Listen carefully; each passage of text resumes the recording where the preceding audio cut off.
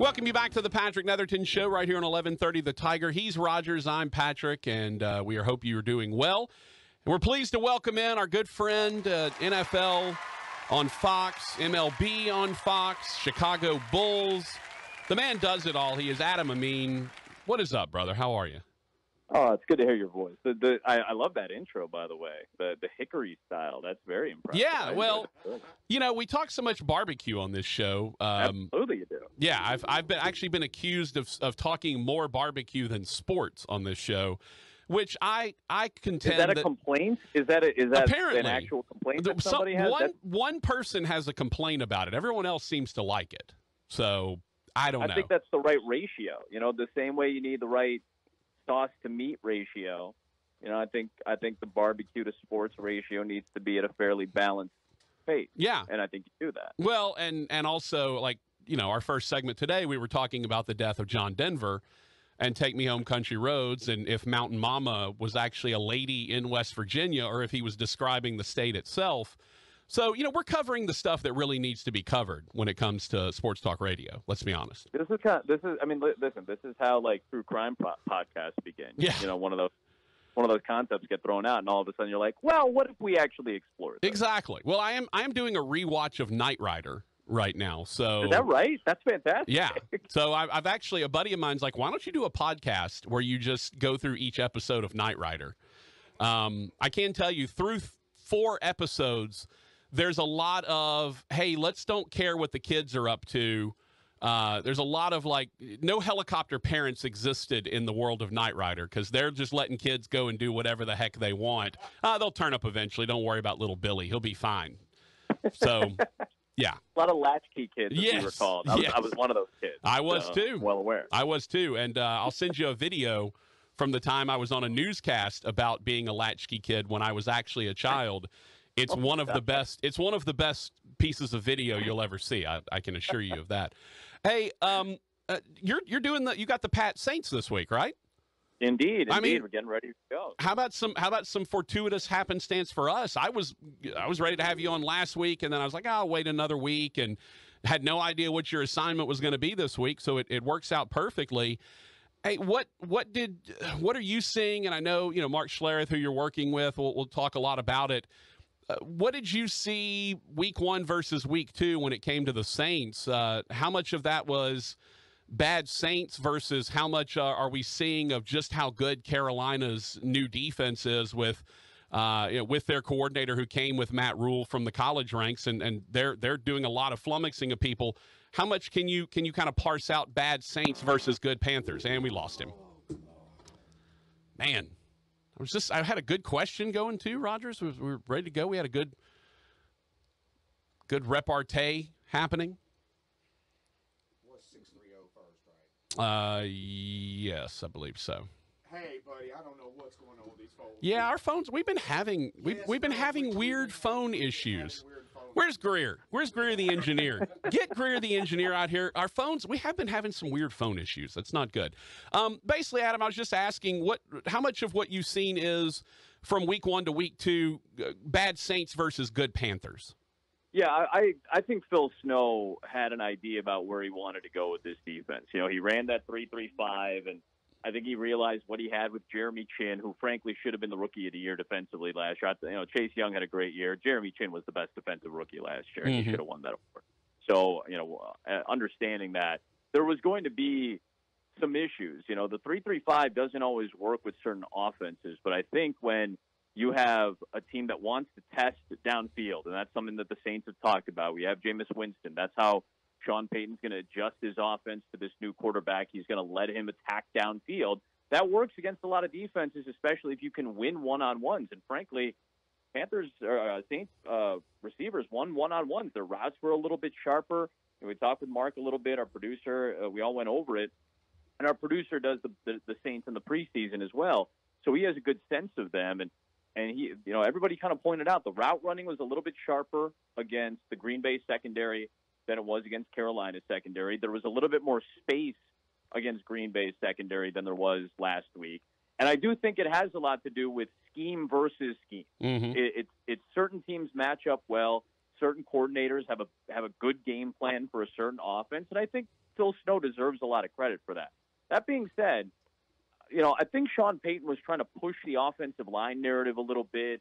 Our center wasn't in. McCoy didn't practice today. As they hope to get him back this week. Mm-hmm. I'm sure that is an element. I don't doubt that the offensive line being, sharper can be an element that this team improves on going forward. Because when this team was at its best under Drew Brees, it's when the offensive line was performing well. I certainly acknowledge that. But at the end of the day, the receivers have to run sharper routes, and Winston can't make bad decisions. And we saw a little bit more of Tampa Bay Jameis. And maybe that's not even fair. Remember, this is a 30-30 guy. Right. Hey, he can get you 30 touchdowns. He may throw you 30 picks, too. We saw a little bit more of the 30-pick style Jameis, who would see Mike Evans in the end zone and just go, Mike's down there. Let me just launch this away. We saw a little bit of that downfield. And the whole receiver situation for the Saints isn't as sharp as it was last year, even more importantly, probably not as sharp as it was two or 3 years ago. So all of those things get worked out in the first 2 weeks. I think there's a balance between how good Carolina was and what the Saints did or did not do from week 1 to week 2. Yeah, it's interesting, and you mentioned Snow. He's been phenomenal. We talked about Doug Farrar, who was kind of did our NFL preview for us a couple of weeks ago. Did a great breakdown on Phil Snow and his defense, and I was actually gonna talk about that after your interview. And kind of let the folks know what the Saints were up against. At this point in Jameis's career, he shouldn't be fooled by things, though, right? I mean, he's seen enough. He's been around enough. He should be able to recognize, even when, hey, they look like they're coming off the left, but instead they come off the right. I wonder, and we'll never get an answer from Sean Payton, how much of what the protection issues was pure physical play, offensive line getting beat versus, hey, mentally there was a bust. Either Jameis wasn't sliding the protection the right way or wasn't keeping a back end. What in the world is going on with this phone? Seriously. This is ridiculous. Trying to have a nice interview with our boy. Need a redial on that phone as well. Golly. Oh. This phone. I'm telling you what, man. Let me tell you something, man, about this phone. This phone, man. Got to do something about this phone. Thanks for your patience. Oh, poor Adam. Poor Adam. Poor Adam. I just texted you. I just texted you right now. Why do your phones hate me? Well, I trust me. I would love to say it was just you because I'm jealous of your career, but at the same time, no, it's the phones hate everyone, and I don't know why. I'll put it to you this way. No worries. I'll put it to you this way. We don't have caller ID on our phones. That's how old our phone system is. You're not screening anybody. Yeah, you're not screening anybody. I heard the question. I do. Jameis admitted, earlier in the week that he made a lot of busts. Like, there were a lot of misprotections. I didn't communicate that well enough to the offensive line, and that's all well and good. That is a concern. I don't know how to gauge that, whether that's should he be past it at this point, because he's got a lot of starting experience, but it was in a different offense. He hasn't really had that time compared to what he had in Tampa Bay. So now that's an excuse that I'm making for him, but I'm giving you the best case scenario here. Yeah. I think, but at best, this is still a pretty major concern, because that has to improve. You can't have a winning football team if your quarterback is having trouble issuing slide protections and identifying linebackers. That cannot be a problem going forward, because if it is, then yeah, maybe it is Taysom Hill, and maybe it is going to be a more run-heavy offense, and maybe it is going to be what we saw when Breeze was out for those handful of games. I called one of those games against Denver, and Denver was in a very bad no quarterback game, the COVID QB game. Yeah. So there was a very odd situation, certainly, but the Saints looked good for a couple of games with Taysom at QB. So that's obviously an option. I don't think Sean Payton is ever afraid to say, hey, if I got to go there, I'm going to go there. But I don't think he wants to do that to a quarterback that he believes still gives him, in this offense with the weapons that he feels Jameis can bring to the table, still essentially the best chance to keep winning football games in a division that's suddenly looking a lot tougher than maybe we were thinking maybe 3 weeks ago. We knew Tampa Bay was going to be good. We didn't know what New Orleans was going to bring. Atlanta plays teams tough, at times. Like, we'll see what they're about. But Carolina looks like a much improved defensive football team, and that's a scary kind of concept to think about going forward. Yeah, 75% of the NFC South is really good, I think. I'm not sure about that last 25%. Talking to Adam Amin, who's doing the Patriots-Saints game. What are you seeing from the Pats? Obviously, Mac Jones, a lot of college folks like us love seeing a guy who goes from the college ranks and suddenly he's in the NFL ranks. What are you seeing from the Pats? They're being very conservative with Mac Jones, and they're putting him in spots where he doesn't have to feel like there's too much on him. But he's made some downfield throws with some good touch on him. He's not, blowing up plays to check at the line. He's not. I don't think he has a ton on his plate to begin. But Mark Schlereth was on with Trey Wingo, the former ESPNer, and I think it's maybe one of the funniest and coolest titles for a job. I think he's the chief trends officer for whatever sports book he's representing now. Okay. Great title. Phenomenal title. Yeah. But he's got a podcast, and he was talking about how when Tom Brady began his career, Bill Belichick and the Patriots offense was also very conservative. It's kind of how they ushered Brady into the mix. Now, we're not making any comparisons here from Brady to Mac Jones. What we're saying is this is what Bill Belichick likes to do with his new quarterbacks. It seems like when you have a new young quarterback, and there's not a lot of evidence to talk about this other than maybe going back to Matt Castle the year that Brady got hurt, but in those years, you simplify things. You make it easy, and you got a pretty deep stable of running backs. You have an offensive line that you've, tried to muscle together. David Andrews is back now. You got Shaq Mason locked in at right guard. Trent Brown, when he's healthy, is in at right tackle, and he was back at practice. They're going to keep playing fairly conservative and until somebody makes them play otherwise. And maybe the Saints defense is one of those teams, because this is probably, despite what we've seen from the first two games, still a high-quality defense with a lot of big names on it. And I think that's going to have a lot to do with what New England does going forward, because Miami, as good of a secondary as they have some holes in their defense. Granted, they only put up 16 points in that game and lost by 1. And then what we saw last week, the Jets are still the Jets. Yeah. So not a great gauge the first 2 weeks. I think this week will be a much better gauge for Mac Jones. I think Mac Jones and Tom Brady are a lot more alike than you give them credit for. We've seen both of them shirtless from college, and Sure. they have basically the same physique. So I think if Mac has any type of 5-year stretch like Brady had when Brady was starting to come up, the face that you see on Mac Jones right now may not be the face that you see in about 5 or 6 years. You know what I'm saying? Brady does look a lot younger now than he did when he was coming out of college. Absolutely. So I guess I need to drink less Diet Coke and more just avocados. You're constantly eating avocados, and I think you avoid strawberries or you eat strawberries. I don't know what the diet is anymore. I don't look. I'm a tub of goo, so I'm just accepting it. You and I are light years past TB12 at this point. Sure. He wishes he had nothing in my life. So, Adam, I want to talk about how you, as a play-by-play guy, how do you consume the NFL? Because you're doing a game, and this is something I find in college when I'm doing games as well, right? You're at a game, you're having to prepare for that game. That's the game you're calling. How do you go about then going back and making sure that you're checking in, keeping up with everything else that's going on in the league? Are you watching games? Are you watching condensed highlights? Are you just watching, the NFL Network? I mean, how do you go back and make sure that you're staying up with all of the NFL teams when you have to concentrate on just two week in and week out?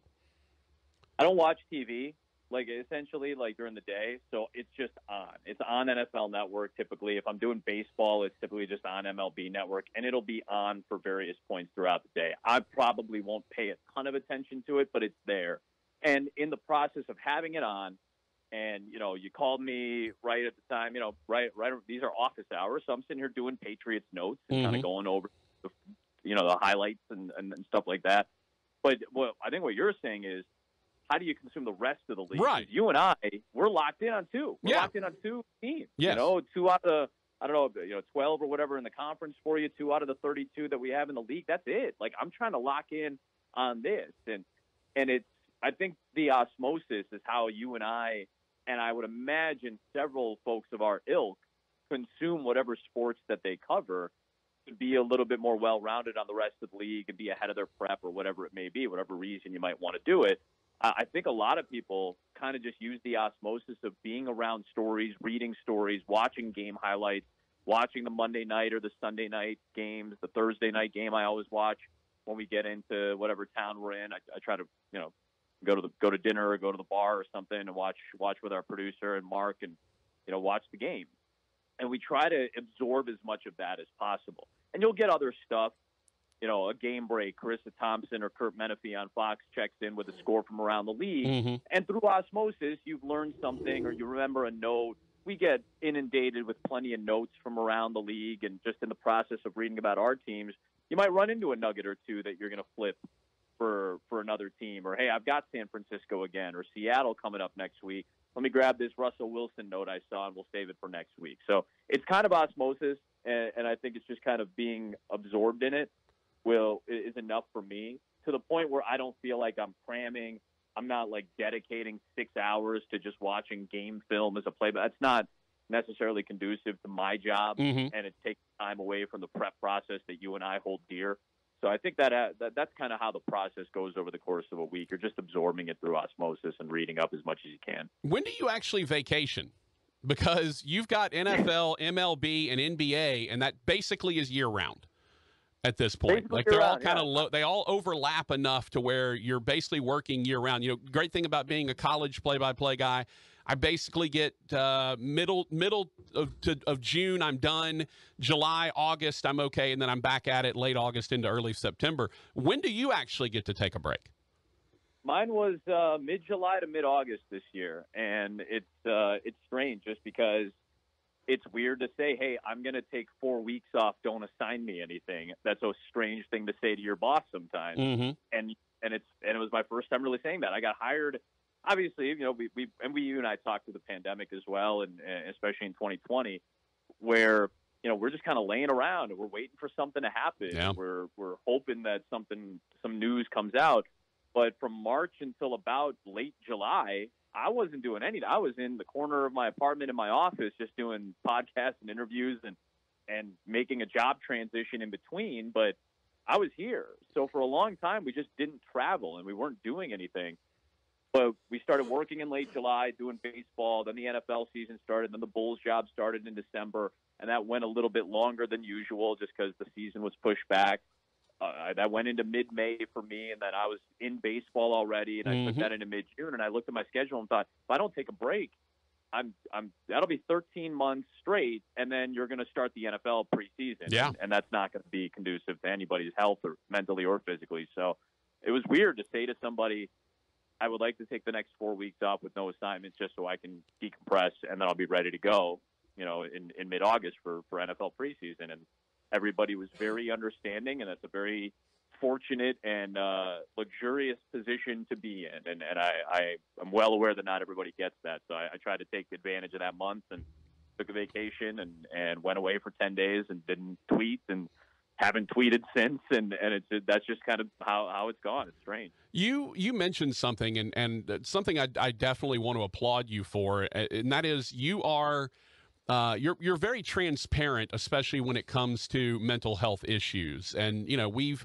obviously all the stuff that went down in the Olympics and Simone Biles and all of that, but you are pretty open about when you're dealing with things and how you are coping and dealing with stuff. Obviously, the pandemic. You lost your dad not too long ago. You are, to me, kind of the ideal person to follow because you are willing to share your weaknesses, but you're also willing to laugh and share your strengths at the same time. How difficult is that to be vulnerable and to kind of put yourself out there and say, hey, I'm not always great 100% of the time. I have struggles just like everyone else does, and I'm going to kind of give you a glimpse inside of some of that. It's funny that we talk about this now because, like I said, I stopped tweeting. Mm-hmm.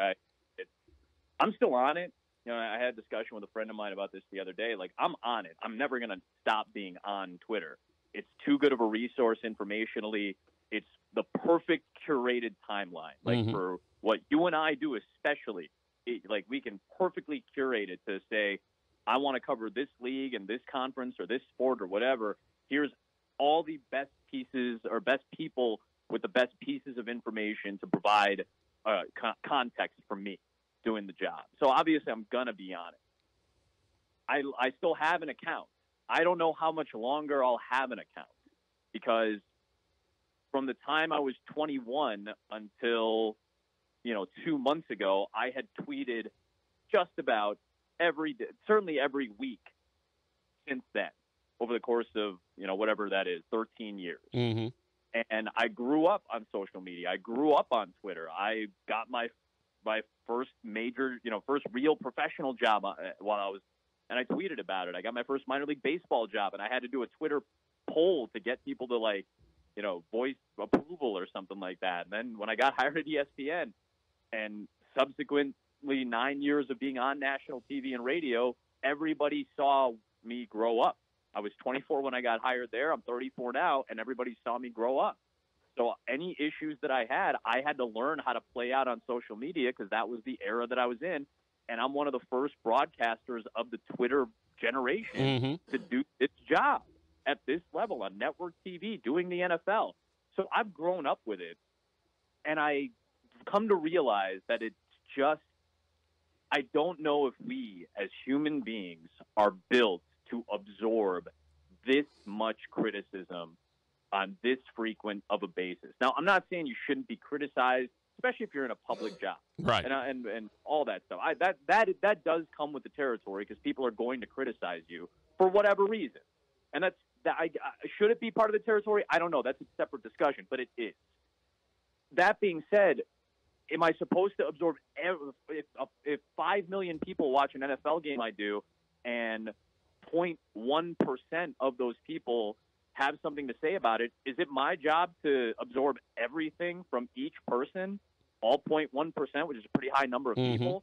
Am I supposed to absorb every piece of criticism, or can I just have one person that I trust tell me, hey, you didn't do that great, or you messed up on this, fix that next time? Or do I need to see it from 1,000 people in my mention? I don't know if we're built for that, and I know I'm not built for that.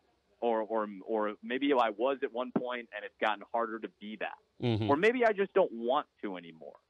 And I think all of us who do this job, and probably a lot of us who do a lot of other jobs that deal with a fair level of public criticism, I think everybody is asking themselves that question at one point or another to one degree or another. Is it worth this?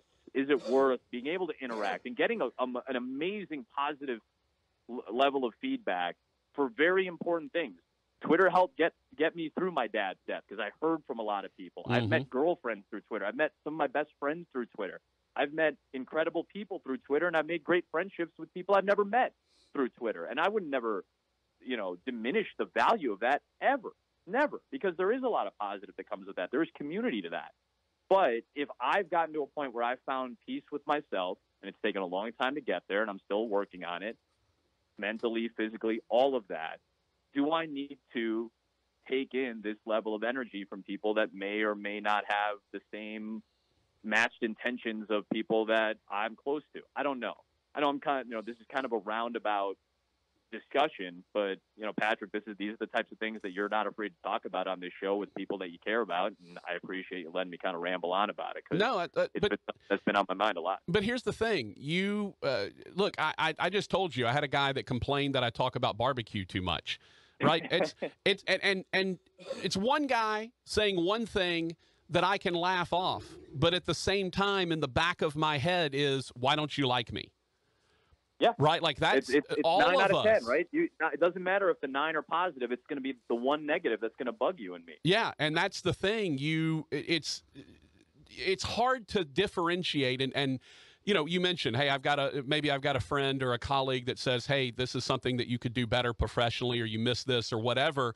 It's one thing to have constructive criticism from people that know, right? If Tim Brando calls me up or calls you up and says, hey, I saw this in your game, here's maybe something you could do differently, I'm going to take that advice and I'm going to listen to Absolutely. that. But if Bim Trando sends me a tweet and tells me I'm a hot piece of garbage, then, even though Bim Trando doesn't have any bearing on my life at all, I'm going to, and some part of me is going to take that to heart. And that's still a human being that is somehow not connecting with another human being. Yeah. And for reasons, I mean, again, you and I pour our souls into what we do, and that is not hyperbole. Like, my goal is to be my very best self when you tune in on Sunday to watch your Saints. Mm-hmm. I just want to be as prepared as possible. I'm not going to get everything perfectly right. I don't live there where we parachute in.